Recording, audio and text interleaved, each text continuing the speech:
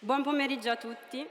Good afternoon, everybody, and good morning to those that are following us from over the pond for this session, United States Democracy at the Crossroad, during this 42nd meeting of Rimini Edition, The Courageous AI. We have Paolo Carrozza, Professor of Law and Director of the Kellogg Institute for International Studies at the University of Notre Dame, Joshua Mitchell, Professor of Political Theory at Georgetown University, and Maurizio Molinari, the Director of La Repubblica, national Italian newspaper. Over the last few years, we all witnessed some events in the U.S., from the rise of Trump to the protests of last summer, to the assault to Capitol Hill, beginning of January, and we were appalled and asked ourselves what's happening. So is the U.S. democracy at a crossroad for those living in the U.S.?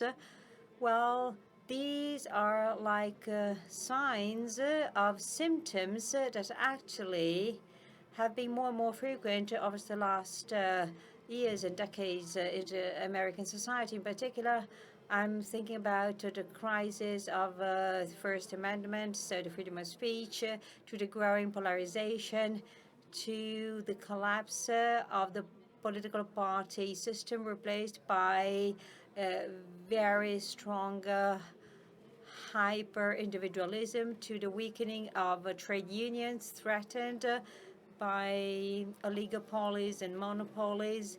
And last but not least, to mention another key driver, well, there was the shutdown of hundreds of independent local newspapers from 1970 to 2016. 500 local newspapers were forced to shut down. And the few that are still there had to cut their staff and reduce, say, vast sections of their columns. So all these are quite worrying symptoms of something that maybe goes beyond what we saw from Europe, of something that was simply happening over the pond. So the idea for today is, together with our guests, to try to get a better understanding of these events. So beyond the superficial flattening out of the let's say, most apparent causes.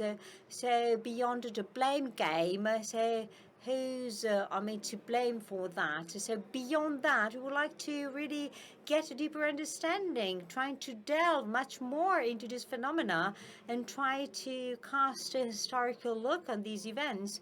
We would also like to get a better thematical understanding to really try to understand the root causes of these phenomena that we are witnessing today. First of all, I would like to introduce our first guest, Professor Paolo Carrozza. Professor Paolo Carrozza, who is connected with us from Indiana, is Professor of Law and Director of the Helen Kellogg Institute for International Studies at the University of Notre Dame.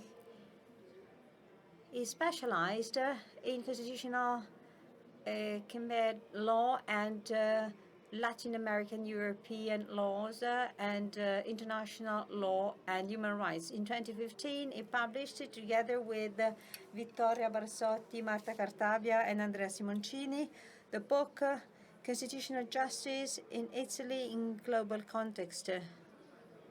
Now is currently the member of the European Commission for Democracy Through Law for the US at the Venice Commission. He was also a member of the Commission on Unalienable Rights of the US for the US Department between 2019 and 2020. In between 2006 and 2010, he was member of the Inter-American Commission for Human Rights, the main international body in charge for the promotion and protection of human rights in the Western Hemisphere, and he was also the chair of that body. Professor Carrozza, so please help us better understand the historical origins, the deep roots that led the U.S. to the current situation, because, well, that seems to make us ask, is democracy in the U.S. at the crossroad? It's a real privilege to participate in a discussion of a theme of such importance and interest and urgency, and especially with such a marvelous pair of interlocutors as I'm able to have here in Maurizio Molinari and Josh. I'm very sorry not to be in Rimini with everyone there right now, and I also have to apologize for the fact that I am making my remarks in English. It's a very sensitive topic that we're addressing, and I want to be as careful and precise with my words as I'm able to be. And I trust the interpreters more than myself in rendering my thoughts into Italian. And I'm told that I had to choose one language or the other. I couldn't do a little of both, so it'll be English. So certainly, as you mentioned, Martina, it was a shock to all of us to see the riots at the U.S. Capitol on January 6th. It's been astonishing to be in a time where there's a president who is not willing to acknowledge a defeat and who continues to propagate known falsehoods about the election results, and who is still supported in doing so by a large number of his party and his party's leaders, of his efforts to use the machinery of government, not just lawsuits, but other means to try to overturn that election. All this does suggest clearly an assault on the institutions and processes and basic norms of democracy. But as you ask, it's important to ask, where did this come from? What is it that we've seen, and where is it going? Is democracy truly at a crossroads? Can the United States continue to be a model for much of the world, as it has been through much of its history, of a well-functioning, relatively healthy and vibrant democracy? So in answering that, I want to make two broad points and then end with one open and difficult question. First, I think that, as Martina suggested in her opening remarks, it is a temptation, but also a mistake, to reduce the problem to the rise of Trumpism, and to see the current crisis of American politics as beginning and ending with Donald Trump, or even, excuse me, with the rise of ultra-right nationalism, or entirely through the lens of racism, or even just a narrative of democratic backsliding in the Republican Party. Many books have taken this approach. My academic colleagues write books with dramatic titles such as How Democracy Dies, and they valuable contributions, but many of them seem to have a very narrow explanatory set of hypotheses. And I think this temptation to narrow the narrative is, in a certain sense, particularly acute in Europe, where most of our listeners are and where the meeting in Rimini is taking place, because all of us have a tendency to see in the other a version of ourselves. It's just a human reaction, I think. And so here, I think there's often a temptation to see the events in the United States through the lens of the European 20th century story of National Socialism and fascism. Even for those sympathetic to the United States, that is a common fallback. It's certainly we have seen the rise and in the recent American history, unprecedented use of demagogic politics, certainly. But we'll miss much of the reality if we don't go behind it. We have to understand it in more endogenous terms. Nationalism, in the sense of the extremism of blood and soil, does not historically mean the same thing in the United States. Patriotism and belonging have primarily been and continue to be one of ideals rather than one understood in ethnic terms. Now, that's not to deny that there are extremist elements at all. In fact, I live in the state that was the birthplace of the Ku Klux Klan. I know it well. And Trump clearly pandered to those extremist elements and exploited them in repugnant ways. But that's not the explanation of the whole or even the greatest part of what we're seeing. It doesn't explain 75 million votes or even a single one of the many people in my community in this very red state of the middle of the United States who voted for Trump. The reasons are much more complex, and I'll return to some of them. I would also say that the signs of a sclerotic and dysfunctional democracy have been evident for much longer in the United States. There's been increasing radicalization of both parties since the 1980s, with in both sides the dominance of ideology over compromise and realism, and an inability to attend to certain basic aspects of the common good of our country.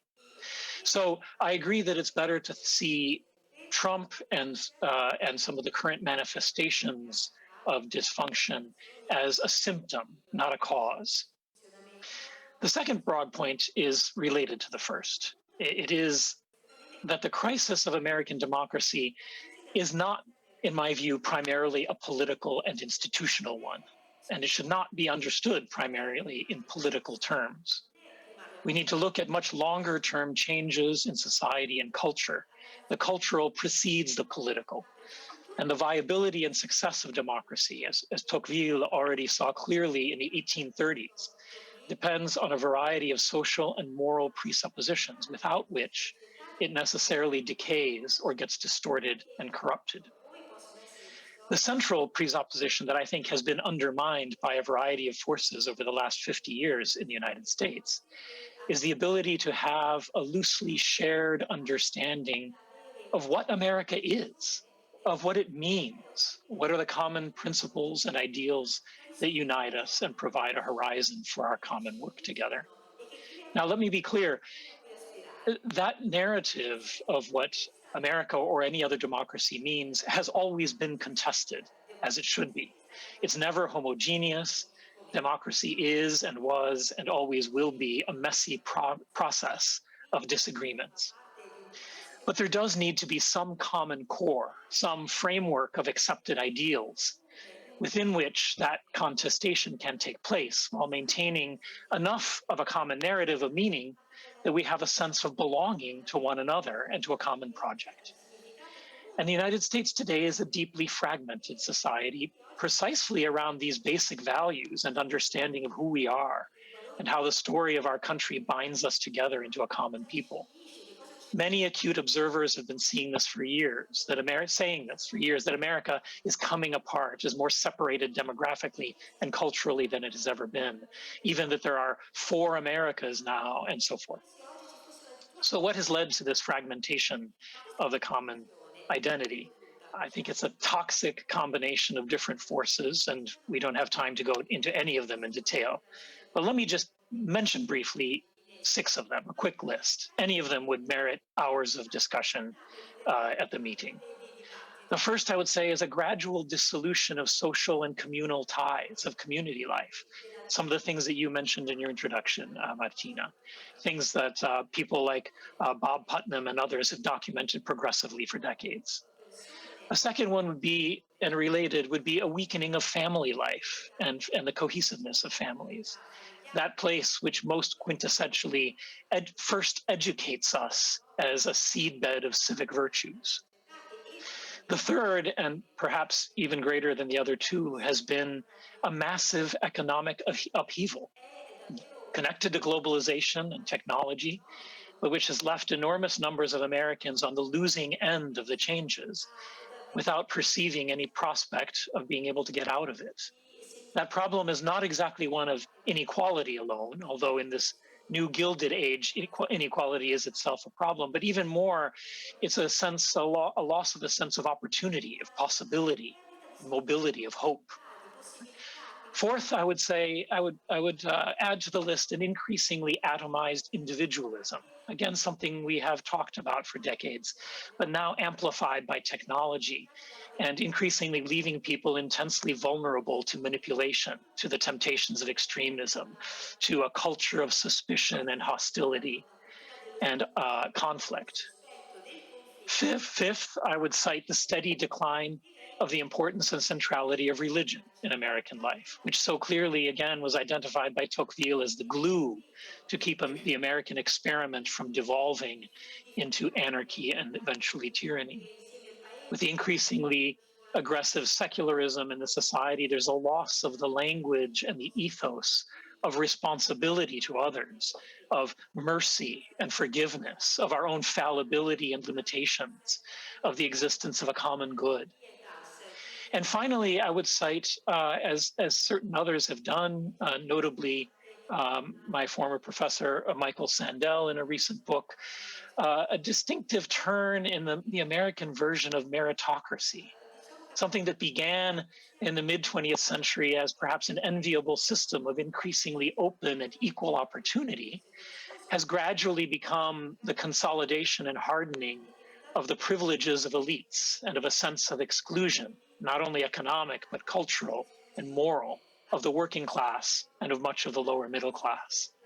Meritocracy has become the new class system of the elites in the United States. And schools and universities, including my own, have become, in many ways, willing partners of that change.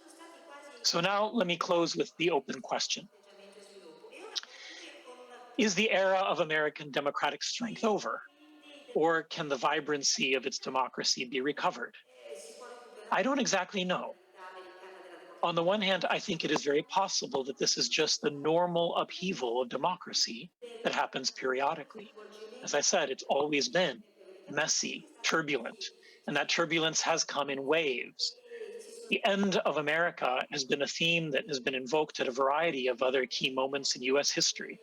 The Civil War, the turn of the 20th century, the Great Depression, 1968.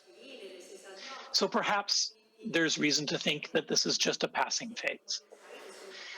But on the other hand, looking at the deeper cultural roots, there does seem to be a problem that is much less easily resolved simply by a realignment of political parties or the forging of new coalitions and the strengthening of institutions.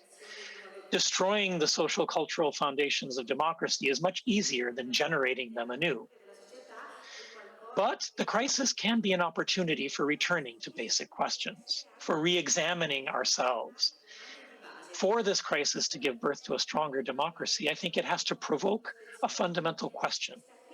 What does it mean to be American now, in the 21st century? What are the ideals that we belong to, the people that we belong to, that formed us, that unite us, that generated us? This is, in a certain sense, a kind of nationalism. At the least, it is in tension with the impersonal globalist universalism that has dominated much of our discourse about democracy. And as the theme of this year's meeting suggests, the I has to include the we to have an identity that is firm enough to be both free and to withstand the storms of change and uncertainty. So are there signs of this happening?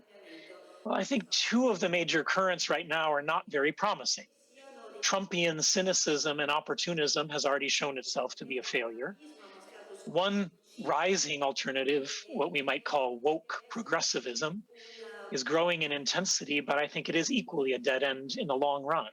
It begins with a call to justice, but reduces the question to power alone, a power struggle among irreducibly separate groups, combined with a therapeutic subjectivization of justice as a matter only of personal truths.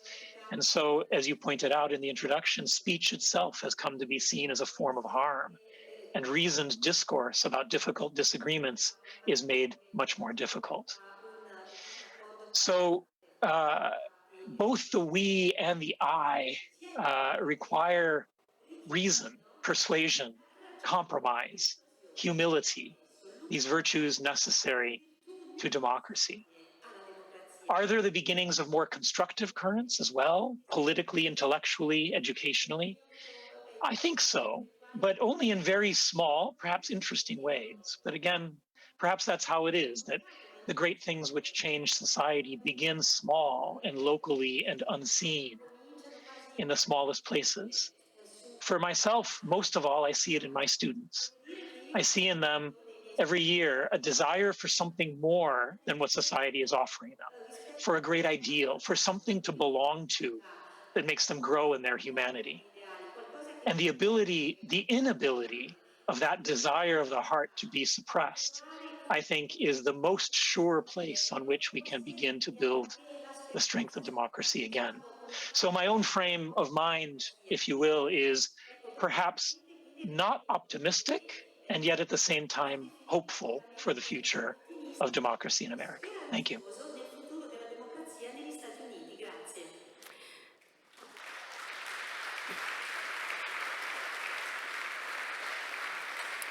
Grazie, Professor Carrozza. Thank you, Professor Carrozza. So the end of democracy in the U.S. is over, or can we recover that? Professor Mitchell, I'd like to start with you from this. So from the last thought-provoking remark of Professor Carrozza. So Professor Mitchell is professor of political theory at Georgetown University, and in between 2008 and 2010, he was temporary chancellor of the Iraq Suleiman University. He focuses on the interaction between theology and political thinking in the Western world. He published many books, and The Fragility of Freedom, Tocqueville on Religion, Democracy, and the American Future, and Plato's Fable on the Mortal Condition in Shadowy Times, and his latest book is American Awakening, Identity Politics, and Other Afflictions of Our Time. So, Professor Mitchell, I'd like to ask you the same question we started from. Which are the deep causes and origins of this crisis of democracy? And on top of that, as Professor Carrozza just said, what's happening? Are we watching the dying of the sort of laying foundations of U.S. society? Or, well, if democracy can survive, disruptions, is that a different kind of evolution that is occurring? Well, thank you very much, and I'm delighted to be here. I will confess that many of my remarks will be footnotes on Paolo's observations. I am very nervous as an American. I'm not yet despondent. I do not yet despair. As Paolo has said, America has been counted out before. I think we are in a moment of crisis, but ultimately I do believe we will come out of this. I think it'll be 5 to 10 years from now. We have to remember that the American motto is E pluribus unum, out of many, one. That motto is there because we're a fragile mix, and we always have been a fragile mix. I grew up in the 1960s and saw my country ripped apart between people who wanted to spend more on domestic programs, notably the Democratic Party, and people who wanted to spend more on foreign policy programs. This is the right, and the cancer has just grown. That split, we're spending ever more money. But I see the more proximal cause of the breakdown of America as the 2007, 2008 financial crisis. Because what happened there was that you had radical wings within both parties saying no to the experts who were ruling the party. On the left, you had the Occupy Wall Street movement, which has turned into Ocasio-Cortez and a number of people, the progressive wing, supposedly, of the Democratic Party, they are in tremendous tension with the moderate wing, with the Joe Bidens of the world. And it's not clear to me who is going to win. I actually think the identity politics faction, which I'll talk about in a minute, is going to win. The Republicans, too, are in quite disarray. Whatever you might say about Trump, what he did accomplish was this, and these were very important things. He undid the Reagan movement, and he undid the Bush doctrine of neoconservatism. These are very powerful forces in America. And right now you have developing in the Republican Party, I think, under the surface, but among the intellectuals, you have a new understanding of what the Republican Party is supposed to be. And that understanding is based on the idea that we must protect the workers of our country. We must not have foreign wars abroad, reckless foreign wars abroad. And I would add, I think another important piece, and perhaps we can talk about this, is that we must have responsible ways to talk about the crisis of race in America. So you have both the Republican and Democratic Party being ripped in two right now. I'm actually more worried about the Democratic Party, which I'll say something about now. So my last book was called American Awakening. And my argument is that not only in America, but also in Europe, we have a great crisis of guilt. In America, the crisis of guilt is over slavery. In Europe, the crisis of guilt is over stages of colonialism, 2 world wars, the Holocaust. Now, these crises, these last 200-year crises, have corresponded also to the gradual diminishment of Christianity. And my view ultimately, which I will come to in a few minutes, is that without a restoration of a Christian way of handling guilt, Western civilization cannot survive. Let me explain. So within Christianity, you have an understanding that man is broken and that there's the prospect of his redemption, of repentance, of forgiveness, of grace, of atonement.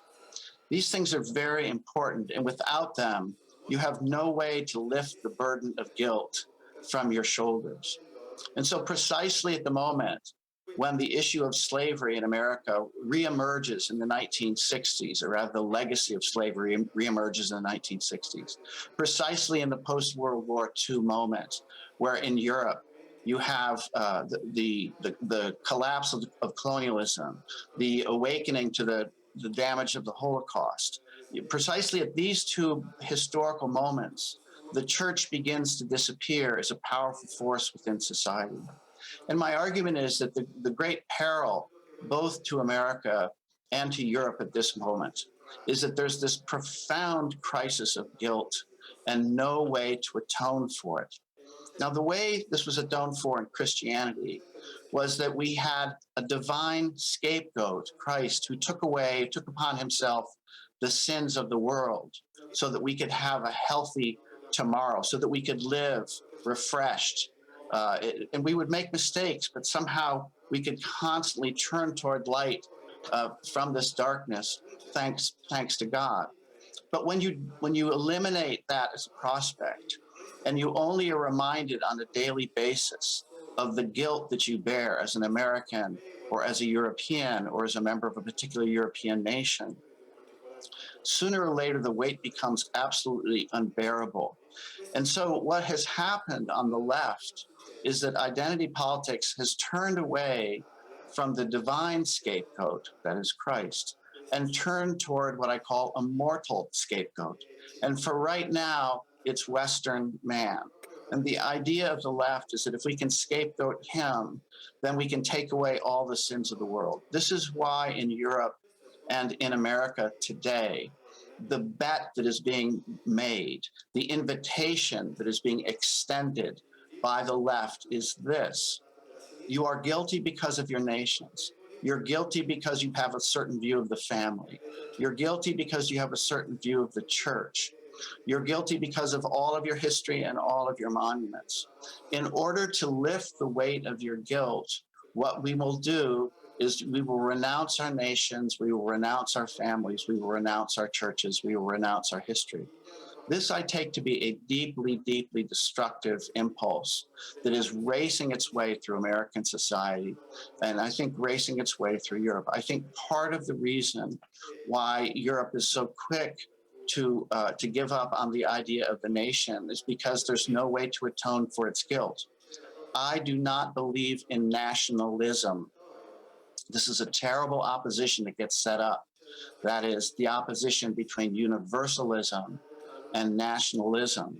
My position is there must be something in the middle which allows us to be connected to our local communities, to our families, to our friends, to our countries with responsible patriotism. And I see this as actually the great crisis that is upon us. Is there a way that we can live in embedded communities without them succumbing to blood and soil nationalism? Or in fact, is it the choice that the only option we have in front of us that doesn't lead to violence is neoliberal universalism? I reject the latter because I think neoliberal universalism invariably does violence to local cultures and countries as a whole. So I think we're in the midst of this profound question. Let me add a couple of more things, if I may. We are also in the middle of a crisis of competence, not confidence, competence. In America and in Europe, I think there has been a hope in the 20th century and in the beginning of the 21st century that through competent experts, we can lead the way forward to the future. I think the recent Afghanistan crisis has demonstrated beyond a shadow of a doubt in America that in fact our experts do not have their act together. What we're doing now is we're completing a project that began with the progressive movement in the 20th century in America, where we would replace citizen competence with expert competence. This was exactly what Alexis de Tocqueville worried about in his magisterial 1835 book, Democracy in America. He saw this happening almost 200 years ago, and he warned against it. In order for us to restore democracy, both here and in other parts of the globe, we must believe that citizens are competent to build a world together. Will they make mistakes? Yes, they will. But then it's a vicious cycle of cause and effect, because the more citizens are claimed to be incompetent, the more the state will step in, thus depriving citizens of the opportunity to develop competence. So we have, I think, a profound crisis both in America and in Europe. But I would say, first and foremost, what we must face up to is the pre-political question of guilt. Every single day, people I know around the world wake up in the morning overwhelmed by guilt, overwhelmed by historical guilt. And I do not believe it is the right answer to the problem to renounce our families, to renounce our nations, to renounce our religions. I think what we must understand is the deepest thing that Christianity began with, namely that human beings are broken and that we will always live in a broken world. The grand dream of the left and even of the illusionary right is that we can either have a pure world in the future if we just get rid of all the stain, or that modernity itself is the stain and we can go back to some pristine time. There is no pristine time. We live in a broken world. It will always be to some extent broken. That's the reason why we must build a world together. That's the reason why we have politics, to have provisional understandings, to give people a chance to vet their ideas, to be represented, and then to consider them anew in 4 to 6 or 8 years. So we have a profound crisis in front of us. I think it's ultimately a spiritual crisis. And my view is that unless the church can rediscover its treasure, namely that man is broken, and yet that's not the final word about him. If Christianity does not recover that treasure, then the only way we will respond to our guilt is by destroying all the things that Western civilization has built. Thank you.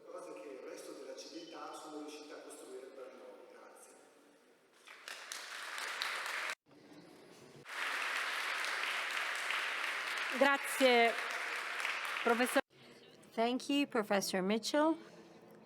And Now we have our third speaker, Mr. Maurizio Molinari, professional journalist since 1989. After graduating in political sciences and history at La Sapienza University, has been working for different newspapers. In 1997, he was appointed as correspondent from Brussels and New York and Washington, and then Jerusalem, Ramallah for La Stampa. And he became director of La Stampa from 2016 to 2020. Then from April 2020 on, has been the director of Repubblica and the editorial director of the Gruppo Gedi. He wrote 22 books stemming from his passion and experience for different worlds. His last book is entitled The Atlas of the Changing World and describes the big phenomena of our times. So, Mr. Molinari, after the two speeches of our American speakers about the causes of the current situation. So Professor Mitchell mentioned parallelism between the situation in the US and Europe. So my question for you is the following. So let's try to have a look at the implications of all this. So very often we look at the US from Europe as a place where history seems to happen first, almost ahead. So what is happening in the US? Which lesson can we learn from what is happening over the pond? And as Professor Mitchell said, it's not just a matter of what is happening in the US, but it's about all the tragic repercussions that we have been watching over the last few days, because we see the repercussions are all over the place on a global scale. Well, first of all, thank you very much for this invitation to the meeting of Rimini. That is such an important lab of ideas for our country. It was a real pleasure to listen to the words of Professor Carrozza and Professor Mitchell from such two important universities for the U.S., so Notre Dame University and Georgetown University. So what you said matches my thinking. I mean, the U.S. always had it's a land of explorers, pioneers. It's a land of frontiers. So we really need to look at what's happening there with interest and humility, because very often what happens there then comes to us, because its internal dynamics is much faster and quicker. So the pace of American society is faster, from social to economic change, from legislative change to political change. The pace is faster. So what is happening to democracy? Well, what happened over the last 5 years in the U.S.? Well, what happened is so rich in terms of lessons to be learned.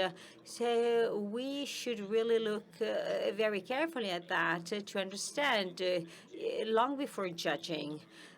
Because the victory of Trump in 2016 was the first victory of a populism that is nurtured by the lack of confidence for the institutions by the people.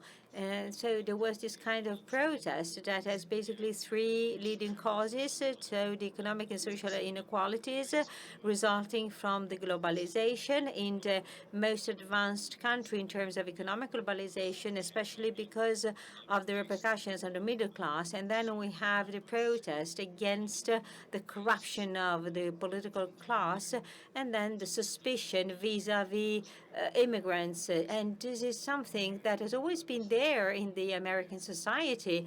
Well, it has been experienced in different ways, and the Italians know that far too well, by the way, as well as corruption and lack of confidence vis-a-vis federal government and federal institutions are concerned. So since the end of the Clinton administration, we are seeing signs of that.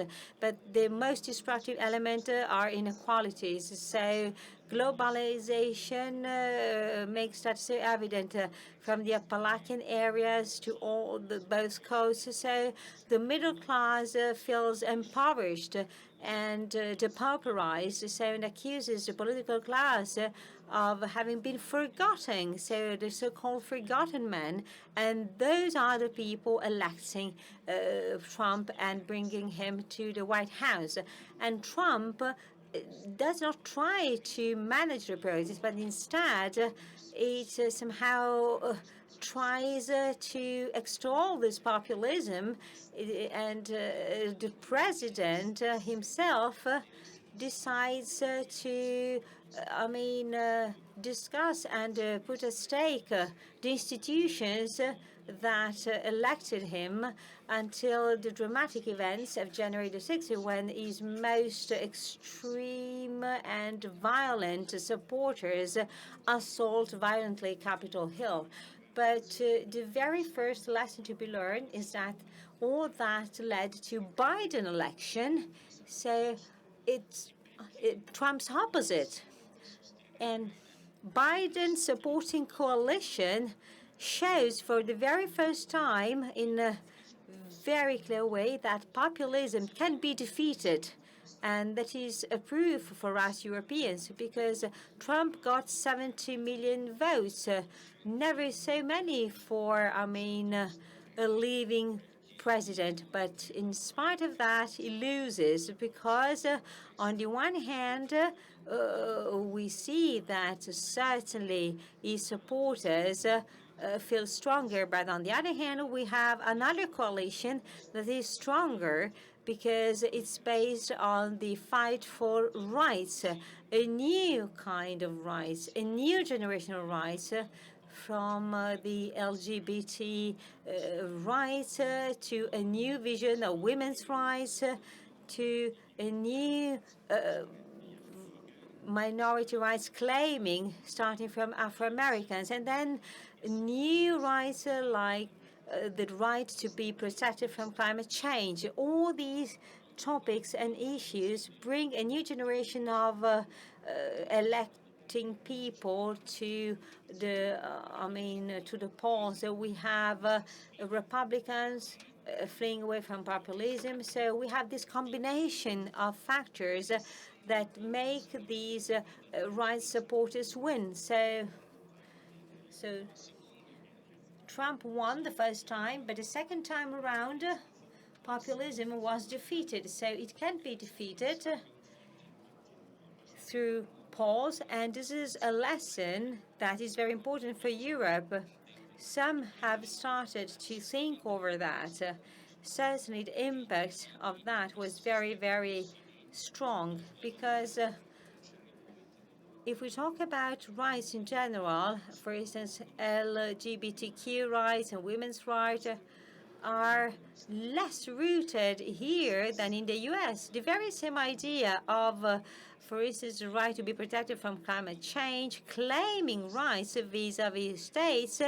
So weather agents are so strong that I need new infrastructure, I need new, stronger homes. So this new narrative, these new rights that are absent in Europe for now, made a difference in the US. So we have a new generation of rights that was able to defeat populism. So the progressive forces and movements in Europe are lagging a bit behind when it comes to this new generation of rights. But in the meantime, we have a third surprise. This is the following. President Biden elected, thanks to these anti-populism formula, when it comes to such a strategic area, such as the relations between democracy and foreign politics, decides to retire the troops from Afghanistan, and this is in line with Trump foreign policy. So we are now asking ourselves, so the coalition that was able to defeat populism has been maybe somehow infected with populism? What happened? So these coalitions supporting rights have been infected by some sort of bacterial populism, or is that a new identity? So are these two new identities going to merge into a new one? So maybe this debate will lead to a new regeneration of representative democracy. Over the last 270 years, America has always surprised us. Definition of leaders, names of parties. It invented populism with Jackson. It invented integration of minorities. It experienced the choice of WASPs to open up their country to Catholics, Jews, and Chinese. America keeps reinventing itself. So what about this conflict so harsh between populism and rights that is still underway in the U.S.? And that affects also the Democratic Party, because you can have right-wing populism, but also left-wing populism. So this huge American lab is maybe telling us what we should expect in Europe.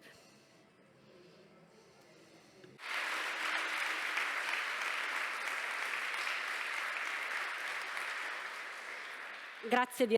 Thank you. Thank you, Director. So we have another 10 minutes. And I'd like to ask Professor Carrozza, and together we drafted today's session. So please ask our guests any specific questions that you would like to have their take on in order to try to conclude this session, trying to highlight differences but also similarities that emerged from these three interesting interventions. Professor Carrozza, the floor is yours.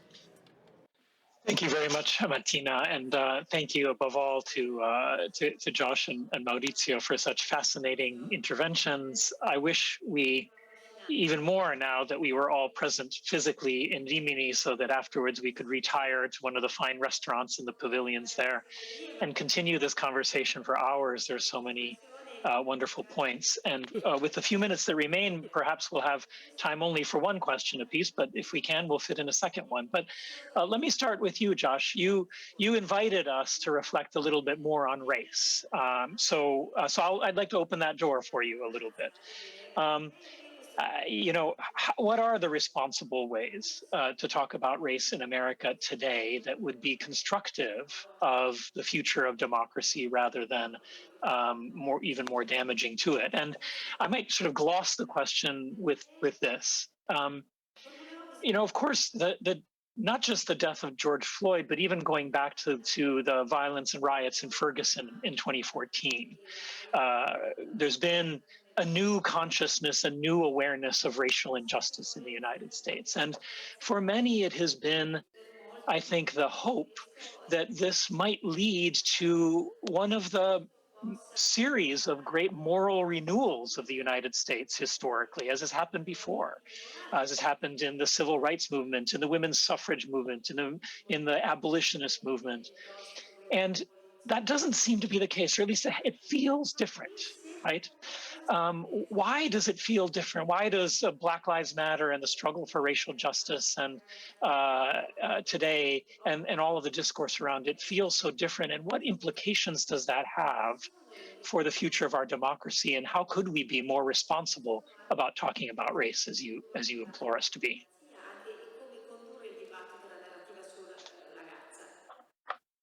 And in America in the 1960s, the churches were still very strong. And Martin Luther King's message was a powerful Christian message about working toward a redeemed world and being made in the image of our Creator. And I think that's why it was so socially transformative, was that it accorded with the deepest impulses of America. The problem with the Black Lives Matter narrative is that it begins and ends with the claim that America is systemically racist. Now, we can argue about the place of the Jamestown colony. We can argue about whether the founders were trying to defend slavery. My own view is it was repulsive to them, but they knew they had to hold the Union together. And so they allowed it to endure for a while. But the problem with the systemic racism narrative is ultimately a political one. That is to say, it makes the claim that America is so broken that you can't help yourself, your friends can't help yourself, your family can't help you, your communities cannot help you, and your church cannot help you. Only the state can help you.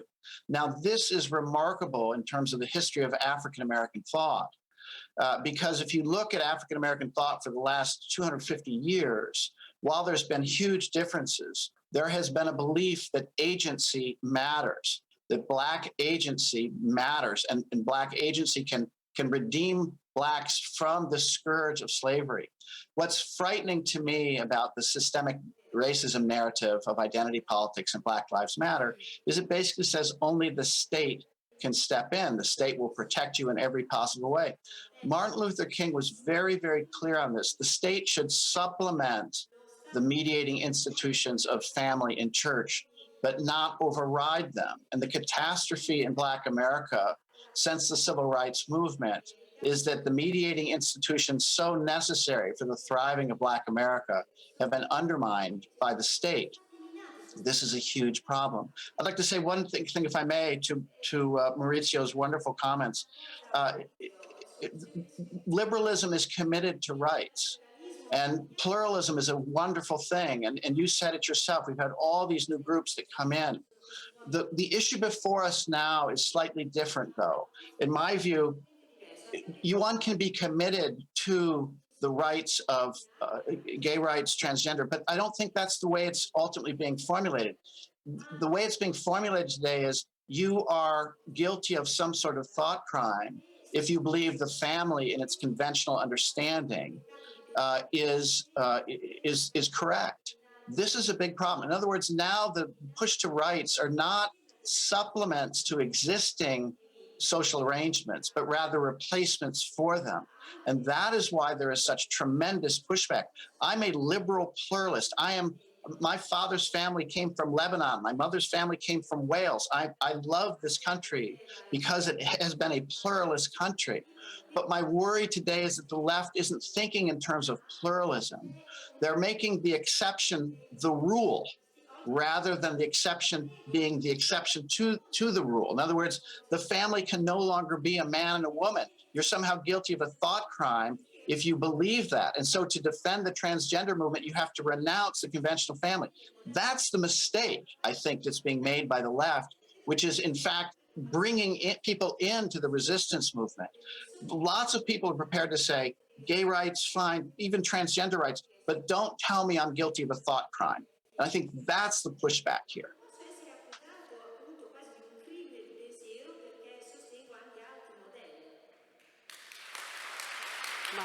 Cited Tocqueville, and it put me in mind of the fact that very often the most acute observers of a particular place, including the United States, have been people who have come to know it from the outside.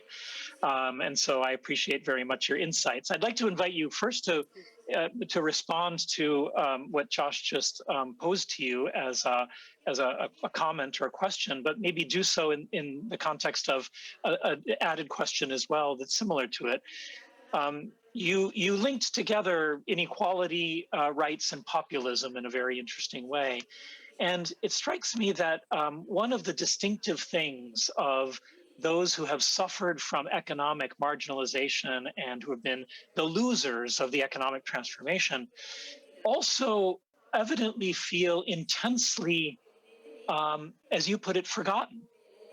There's a sense of disdain, there's a sense of rejection of who they are that seems to go beyond the merely economic inequality that has often characterized periods of American history without quite the same kind of intensity of political consequences. So how do you interpret that? Where does that added element come from, and what implications does it have?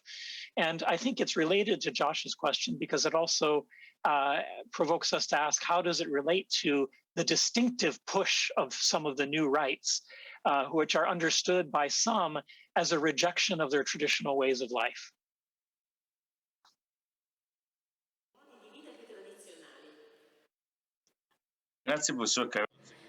Thank you very much, Professor Carrozza and Professor Mitchell, and thank you for these very interesting insights and questions. So as to these three possible causes of the populist protest, so it is true that on the one hand, the globalization generated inequalities and that the democratic system is corrupted, and that not just the U.S., but all of our countries are, lagging behind when it comes to managing immigration. They have no effective integration formula. But the real thing is that the common ground among these things is that, there is an attempt to, undermine the confidence in representative democracy. So we have these problems, and democracy is not good enough, not any longer. So it's a way to try to delegitimize democracy. That's why populists are always trying to be at the forefront, because these problems are there, they exist. And finding a solution for these problems implies work, effort, and time. The interesting element is that when the pandemic somehow relaunched in a dramatic way the desperate need of the state and its institutions and the representative democracy. And it was clear to all that the most important right for citizens is health. And only a state, and especially a liberal democratic state, can guarantee this right first and foremost, especially when it comes to Western democracies, when it comes to vaccines. So there was this recovery of the importance and value of representative democracy, especially in such dramatic times like pandemic times. What did populists do? They created an even more extreme front, the most convinced one, the least democratic, and they did that through the no-vax movement. So they found a new ground, and they found a new flag, so to speak. So the no-vax flag became their new flag. So that tells us that the conflict between rights and protest is still on. So, and there is a new phase that seems to be there, to be coming, because if we see what the most extremist fringes of the no-vaxxers say, there are very strong positions, apart from personal positions of people that feel insecure. I'm not talking about those people. I'm talking about the most extreme and organized fringes that accuse our governments to be dictatorships, imposing vaccine as a limitation of personal freedoms. So they exploit and manipulate health as a public issue, as a way, as a tool to promote their ideas. This is becoming harsher and harsher, and there are autocracies out of the Western world that want to weaken our democracies are somehow joining this crowd, and so they try somehow to favor them, to promote them, and to favor the disruption they create inside our democratic systems. And as far as Professor Mitchell said, when it comes to the issue of race in the U.S., I was thinking about Barack Obama. I had the opportunity and luck to follow him for 6 years. I was in the White House press corps for 6 years. I followed his electoral campaign, his travels, and it was such an impressive experience, the dynamics with his wife, and also the different identities inside the Obama family. And something struck me very, very much. When you used to meet Afro-American communities, the message you conveyed to Afro-Americans, what kind of message was that? It was a message based on two generations, the generation of Moses and the generation of Joshua. Well, and in the Alabama speech, he said it, but he said it many times. It was a really important speech for African Americans. The Moses generation is a generation that leaves Egypt and conquers freedom. Martin Luther King, because they got rights, they got to join the American society and get the same rights of any other American citizen. So we need to be the Joshua generation. Joshua is the one who somehow has gotten to the promised land, and now he has to build himself. So he's at the center of a construction process together with all the others, together with all the other peoples. And Obama, through this speech, often criticized African Americans and their leaders, saying, if you lock yourselves in your sort of victim attitude, if you devote your best energies and time to protest and not to create, you think to be members of the Moses generation, but you're losing another battle, and you miss out on the great opportunity to be at the center of the Joshua generation. That struck me so much, and somehow made me understand the depth of the racist scar in American society, and also in African Americans and their difficulties in responding to this challenge. Thank you.